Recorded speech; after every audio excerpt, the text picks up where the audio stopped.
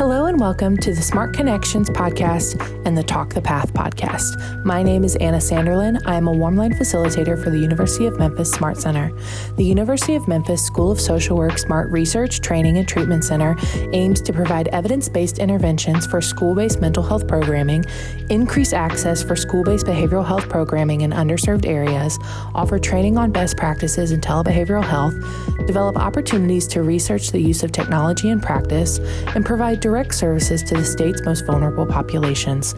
You can call the Smart Center at 901-678-1636. The University of Memphis Smart Center, in conjunction with the University of Tennessee Knoxville and the Tennessee Department of Mental Health and Substance Abuse Services, would like to present the Pathways to Behavioral Health Careers Project. The goals of the Pathways Project are to provide education and information on the various career opportunities in the field of behavioral health through presentations, increase interest in students in the field of behavioral health, provide opportunities for guidance with information regarding college, university programming that result in degrees for professions in the field of behavioral health, connect students with students in behavioral health programs and professionals in the field for further research. This podcast will feature students and professionals in the field to give a clear picture of the daily duties of these roles and how they help support their communities.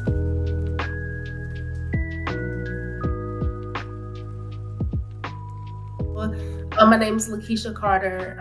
I am currently a licensed master social worker, and I am in supervision now, earning my hours towards my clinical license. So on my way to be an LCSW. I have been, practicing for almost 10 years. I can't believe it. So it'll be 10 years in March 2024. But my educational background, I have a bachelor's degree in healthcare policy and administration. And then I have my master's degree in social work. Okay. Where are you currently providing your behavioral health services? So I do telehealth work. So I am currently working for a mental health clinic in Kansas.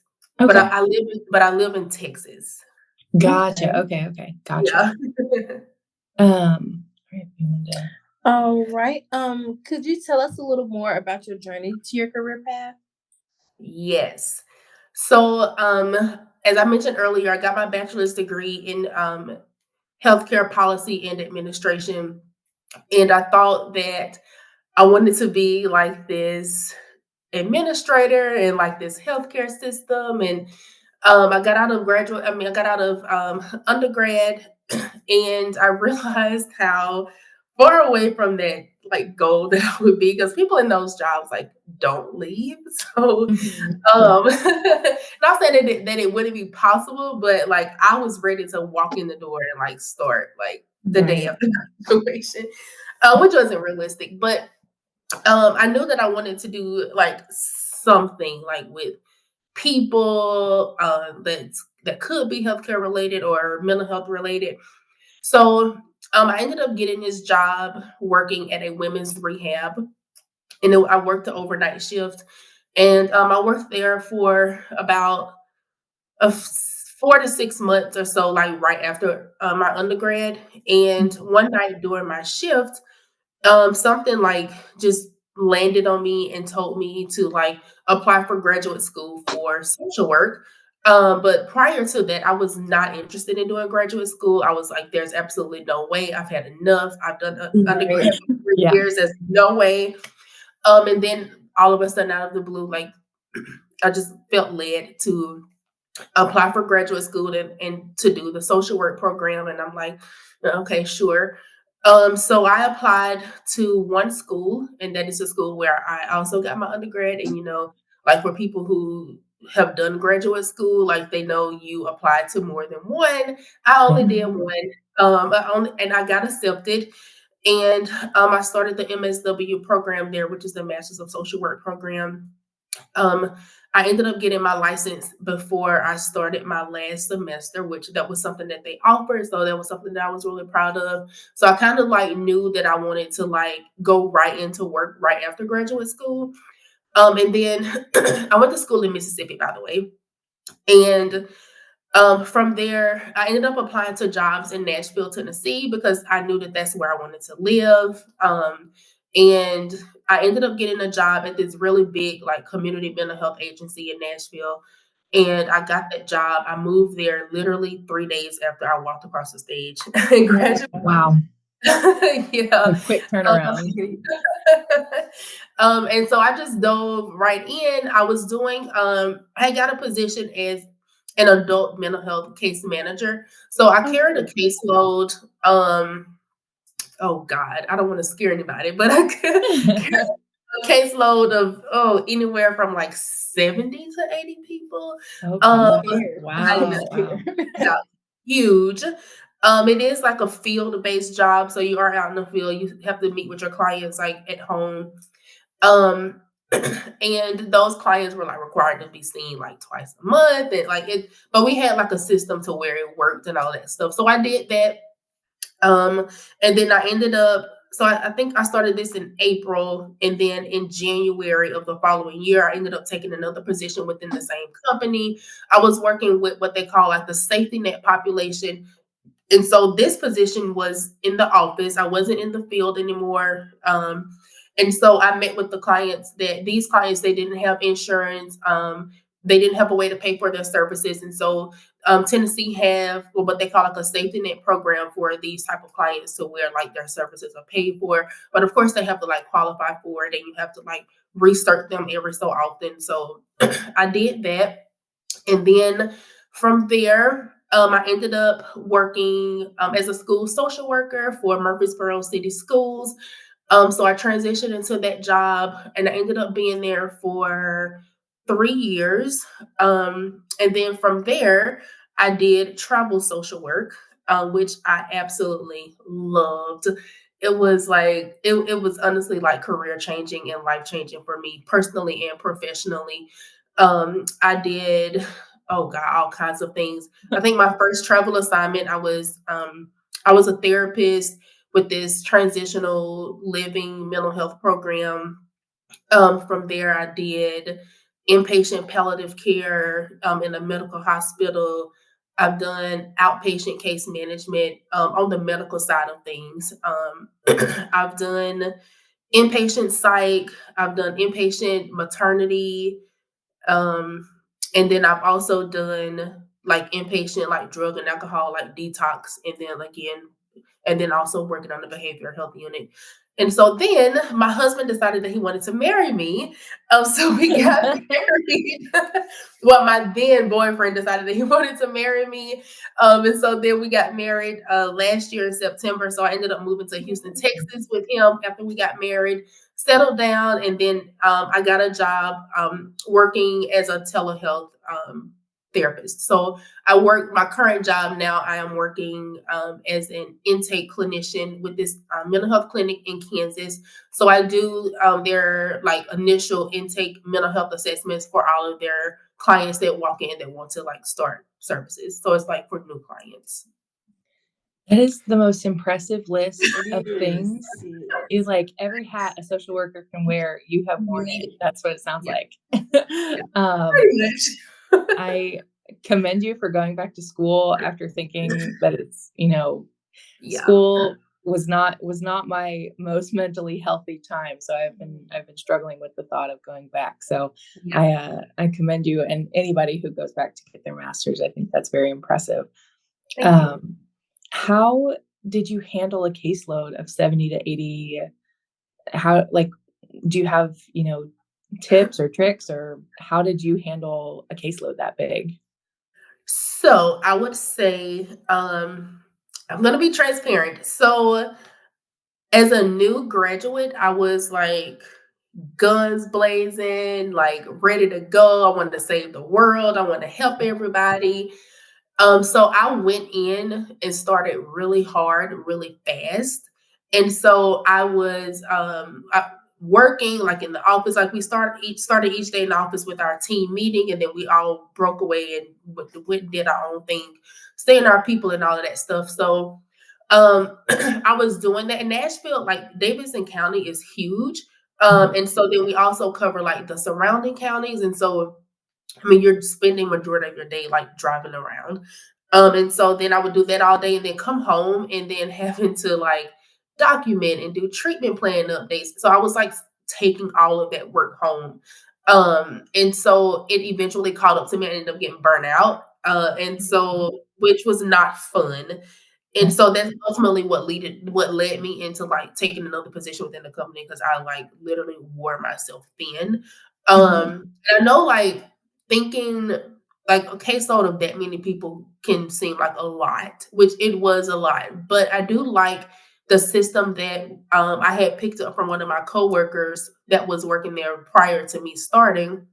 So what we did was we would print out our caseload and we would group them together by zip codes. And so we knew, so obviously you had to know the area to know which zip codes were close. So people who had the same zip codes, and then the people who had zip codes that were like at least near the same area. So we would do that, and then we would color code them with highlighters. And so we would focus. So I would come in and be like, okay, these are the people I'm going to focus on, like today. So I would kind of at least do 2 to 3 zip codes per day or try to, because I mean, the type of population that you're working with, it's, I mean, it's not uncommon that they don't answer the phone or they're not at home. And so I would always do at least 2 to 3 zip codes per day just to make up for the people that I wasn't able to reach. And so that's kind of how I managed it. But I mean, do I feel like I had to get burnt out? No. Like looking back now, like obviously I would have worked a lot more smarter, because I think the system that I use with the zip code system and the color coding it and focusing so I'm not like on the north side of town and then 60 minutes across town, like so you Yeah. have to like be smart with that. But I do think burnout could have been avoided just by working smarter, taking time to actually like plan in administration time to do documentation, to do treatment plan updates, and all of that stuff. Because it's very easy to take work home in that type of position because it's so flexible. Like I mean, you get done seeing all of your clients by like 1 o'clock, and of course, like you're still on the clock until 4:30. Honestly, it's probably best to just go back to the office to finish your work, the documentation to get it done versus like taking it home to get it done and working till like 9 o'clock at night only to go to bed and wake up and do it all over again. Yeah. Yeah, Yeah. definitely. Yeah. That definitely, it sounds, I have friends who are teachers, and it sounds a lot like being a Yep. teacher where you have so much work that's outside of the office and so much work that, that like people, when they think about your job, may not necessarily realize that that's part of what you're doing. Yeah. And so it definitely sounds like it could be overwhelming. Honestly, I think I'd have been surprised if you said you didn't get burned out doing that at some point.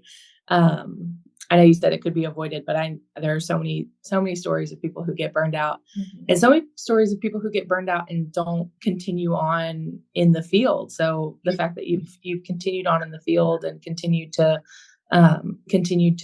have that passion for what you're doing is incredible. I think that'll be very important for people to hear that, there's a way to get burned out and come back from it doing something else. Yep. So I think that's very important for people to know. Yeah. I know you said that you got your bachelor's degree and it wasn't in social work. Did you know that you always wanted to end up in social work, or was there, a shift in the plan somewhere? Where did you think that started? So when I was in high school, we did these, I don't know what they're called, but these people would come and we would do like these type of like questionnaires type things to kind of like, I think I was maybe in the 10th or 11th grade. And it's kind of like assessing like where your interests are to kind of help you figure out like, like your path to like college or what it is that you want to do with your career, with your life. And I remember very distinctly that my results came back suggesting that I could possibly have an interest in the field of social work. But granted, when I went to college, I didn't do that. My original plan going into college was to go for nursing school because I wanted to be a pediatrician, and that changed to healthcare policy and administration. And of course, like social work just did not cross my mind as an undergrad. And to be honest, I don't know what it is. It's just something that like a light bulb went off. It was like a light bulb moment.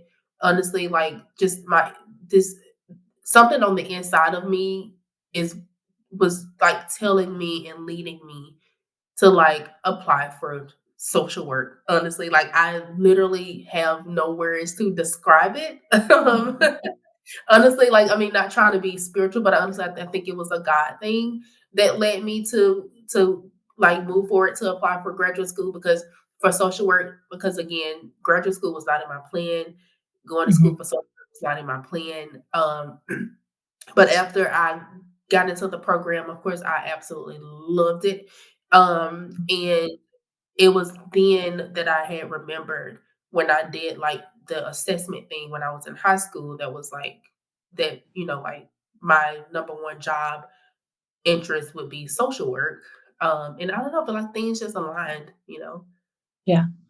I think that's interesting to hear. I think so many people think you have to know super early, that Mhm. you have to know. It's like one of those things where, they tell everybody when they're 18, you've got to know what you want to do for the rest of your life right now, and Yeah. that's going to be it. Yeah. And I have It's not not the found that. reality. It's not the reality for everyone. For I some don't think people it's the it reality is. for yeah. I was going to say I don't think it's the reality for a lot of people. I think a lot of people start off in one place and realize, maybe this isn't right for me. And it's hard to make the transition. I know for a fact it's hard to, shift once you have something in your mind that you think is what you were supposed to be doing. And then all of a sudden you have, whether it's spiritually, you think you're being pulled by what you believe, or if you think, just by personal experience. I know that can be difficult to shift all of a sudden and to know, that all of a sudden this plan that you had for your life is no longer the plan you're going to follow. I know that can be difficult. So I think it'll be good to hear for people that, it things can change. You don't have to stay stuck in one area. And I think your story is especially true for that because not only, I mean, you started somewhere else, but even after you got your master's in social work, I mean, like I said earlier, you've worn so many different hats. There's so many different ways that you can make social work a career. And Yes. you don't have to stay in one singular, like if you choose school social work, you don't have to be a school social worker for the rest of your life. Or if you choose substance abuse as your field of specialty, that does not mean you have to stay there the whole time. So I think your story is especially helpful for people to hear that, you don't have to be boxed in as one specific thing. You can be multiple things, maybe not at the same time, but multiple things throughout your lifetime. Mhm. Very Yeah. true. Very true. Yeah. You have worn so many hats, like Anna said. You have completely embodied the fact that the social work field is so broad It and you is. have been able to literally hit every mark. And it's like, okay, I don't have to be stuck. I don't have to deal with a community that I'm not that you've mastered, but it's kind of like once you've done something and you're in the motion of it, it's like, okay, I kind of want to elevate now. I want to move on to something else and just see where I can get my feet wet. I feel like you've really just went through the list of whatever a social worker can be and just have so much experience. So for other social work students who are interested in getting their feet wet in different places, is there a certain time frame that you suggest that they do that? Or with even grad school, do you think that it's easier to just go ahead and get it done and jump into your career, or just step back a little bit? So do you mean like going straight into graduate school or going right into work after graduate school? Going right into work. Um, I would say so because like I mean for me personally, I feel like it's kept me like sharp and like on my toes Mhm.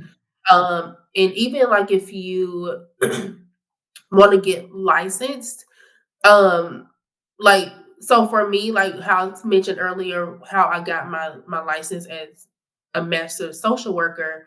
Mhm. So the Decembers before my last semester, um, is when I was licensed before I graduated, Oh wow, and okay. I I knew. So when I did my interview with the school, the social work school, they told me that was an option, and I knew immediately that is something that I wanted to do. And Mhm. I would highly recommend getting licensed as soon as you can because you're sharp, you know your skills, you know your stuff. Go ahead and do it. Granted, I wish I would have done that for my clinical license. So here I am, 10 years later, working towards my clinical license. But hey, it is what it is. But I think the same thing applies for when you like go like jump into your career. I personally feel like it's more beneficial if you like go ahead and get into your career. I'm not saying like the first job right out of school is going to be like your forever job. But I do think that it does help. It helps you to like use the skills and the knowledge that you've been learning, and then you also get to like build up on those skills. Like because every single job that you have, you are going to leave there with a new skill set every single Mhm. time. And I think that going right into it, just because like you're so fresh and all that kind of stuff, it keeps you on your toes and it keeps you, sharp and you know all of the things and you get to use your skills and like lose those things that you've learned. So I would say like going into like work right after graduate school or undergrad, I think it's a good thing. Yeah, I think you've really taught me something. One, I wasn't aware that you could get your licensure before graduating. So I'll definitely make sure I put that in my social work group chats. Also, your road to being a clinician. Um, do you think that it is just more beneficial to just go ahead and stick to one particular place to work? Is that like a requirement to just work only at one place, or is it just based on what your supervision? Um, So, I think that it may be based by jurisdiction. mhm, So, because where I'm working now, my clinic is based in Kansas. I have to get my clinical license in Kansas. So I have to like mhm, get those hours from that clinic and it's in Kansas. So, with Kansas, if I'm allowed to like leave my job and work somewhere else, but they would, mhm, I mean, I would obviously have to like submit the change to them and all that kind of stuff. Like they don't have to approve it or anything, but that mhm. change just has to be they have to be notified of that like within a certain time frame. So yeah. Does that answer your question? It does. Okay. Do do you think that, again, when it comes to being a clinician, so you're Mhm. doing telehealth? I'm just asking these questions because I'm interested in basically Yeah, everything that you laid out. that's the way. Um, That's the way. yeah, it's just being a clinician.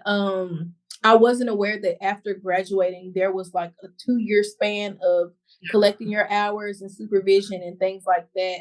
Um, so is there any way that it can kind of overlap? Like, could getting supervision hours happen before graduating the master's program that you know of?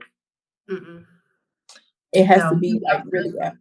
it has to be afterwards, and it has to be. So I know for Kansas, for most states, they would not allow you to get your hours in less than 2 hours. I mean, like in less than 2 years, Mhm. and not more than 6 years. So you have like 2 to 6 years to like get those hours. So you have to have already completed like your graduate program before you can like work towards like clinical hours.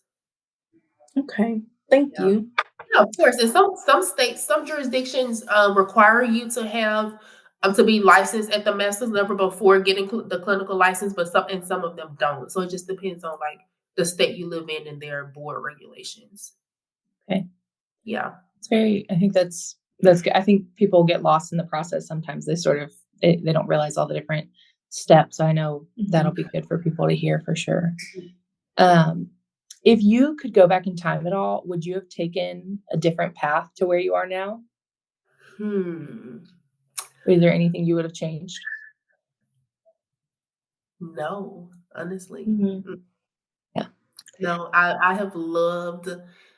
my journey to get to where I am. My most favorite and most memorable time of my career was doing travel social work, Mm. and I would not change it for anything, anything. And even the jobs before that, like how you were mentioning earlier about you don't have to feel stuck or like in one position or one job or anything.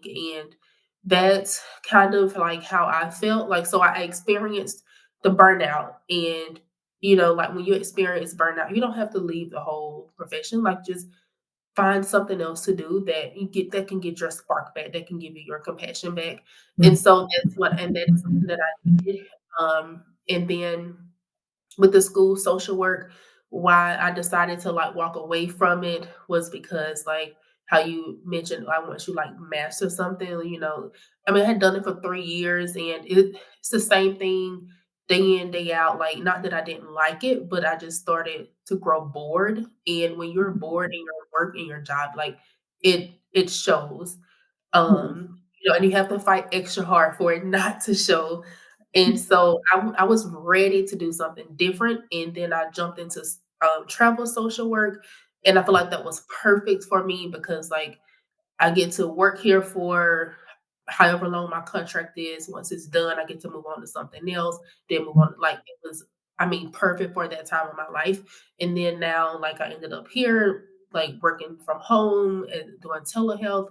Um, and so like I feel like my journey to like that has got me to where I am now. I would not change a single thing, not one single thing. I've learned something from every experience I've learned. I've walked away like knowing like something new. I love that. That also seems to be the general answer to that question is most people don't want to change their path, even if it was like even if it was the most hard thing that they've ever done in their life. Um, if you change it, then you change who you are now. And a lot of people typically are really, I mean, they've gotten to a place in their careers where they're really proud of the work they've done. And I think it's very common to hear that, they wouldn't change anything. Um, so I like hearing that, even if you have to go through the burnout, even if you have to go through, finding if we're staying in that same metaphor, which hat, you want to wear for a while. I think it's nice to hear that, the journey can be different for everybody. But so far there's no wrong way and nobody has, said they would do something different. So that's definitely good to hear. Yeah. It's really encouraging to hear as well as an upcoming clinician.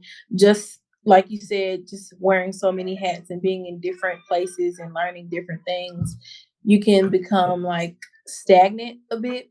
And just knowing that you have options to choose from and different routes to take, and just so many different connections that you can make along the way, that if you do decide to double back and get back into it, or decide you want to retire being a school counselor, you have that option because you already had the experience. And that's another thing that just goes to show how social work is such a hands-on field, and you can really, there's no way to do it but to really be in it. And I feel like it's such a growing experience just being in so many different places and having so many stories to tell. And again, just networking and having those connections is really valuable in this field. Because there's always something that that the next person may not be aware of, or vice versa. They may know something that you may not know. And I feel like the journey is always just such a learning experience. And like Anna was saying, nobody ever regrets that journey because it literally, every piece has just been placed so perfectly that it's come out in just such a beautiful outcome. So just thank you for sharing that with us. And it's just been really interesting talking to you because again, I know a lot of people who get stuck so young in one place. And it's just like, well, now I'm doing this for the rest of my life. Or I wanted to travel, but I'm a social worker. No, you can travel and do social work. Yes, you And can. yeah. So it's just really I know people are going to be really excited to hear this episode in particular, because again, I feel like you've opened so many different options that'll make people go like, okay, I don't have to just stick to this. I can still be successful. I can still thrive. I can still do everything I do from home, from somewhere in Mexico, somewhere in Texas, and things can still come together. Yep. Very true. Mm-hmm. So our final question for you, unless we branch off and decide that there's more things that we want to ask you because you've been great, is what would you suggest to young people who are trying to identify whether or not a possible career in the behavioral health field is right for them? So I would say, like when you are in, whether it's undergrad or graduate school, when it comes time to like do your internship or your practicum, take it seriously.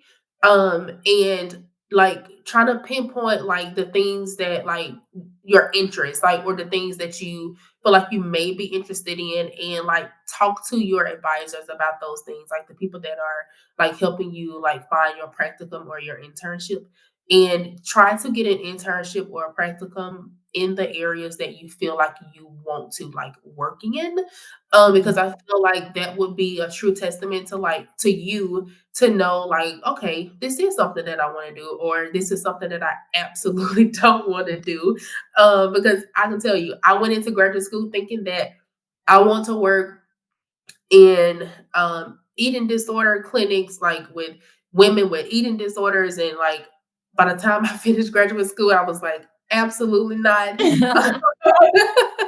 That is not what I want to do. So I think it's so important to be open-minded. And I think that it's important to, again, to take your internships and your practicums seriously. Try to get into somewhere where you think that you know where your interests lie, just to figure out if this is something that you want to do or don't want to do. um Also, talk to people that are in the field and working in the positions that, again, where you are seeing yourself working, places where you're interested in, and kind of like pick their brains, like ask questions, because I think that's going to be important. And also I say stay open-minded, because like your interests can change. Most of the time they do. So because you just never know like where you're gonna like end up, and then you don't want to be so focused or stuck on like want to do one thing that you pass up like other opportunities, because you just never know. I'm a true testament to that, because you just never know. So I would say stay open-minded, take the internship seriously, talk to people that are in the places where you are interested in and wanting to go, pick their brains, don't be shy, like ask questions. Love that. Yes, Yeah. Well, we don't have any other questions for you unless you have something else you want to ask. I don't. I feel like I've asked. I feel like I've been fangirling a little bit. I don't really have anything else other than to give you your flowers for your contribution to the social work field. Again, you've basically hit every option. I know there are plenty other things, but the main ones that are in the forefront of people's minds, you've done that. And to have experienced all of those things and still ended up doing something that you're passionate about, I feel like that's just it's really great. Thank It's you. really great. I appreciate that. Thank you. We definitely appreciate having you on, and thank you so much for being so open and honest about your answers. But yeah, that's all we have for you. All right. Thank you. Hope you guys have a good rest of the day. Thank you. You as well. Thank you so much. Thank you. Thank you. Thank you so much for tuning in to listen to our podcast, brought to you by the Smart Connections podcast from the Smart Center at the University of Memphis, as well as the Pathways to Behavioral Health Careers Project. If you or anyone you know needs any information from the Smart Center, please contact us at 901-678-1636 or email us at smartcenter@memphis.edu. You can also learn more about us at our website, memphis.edu/smartcenter.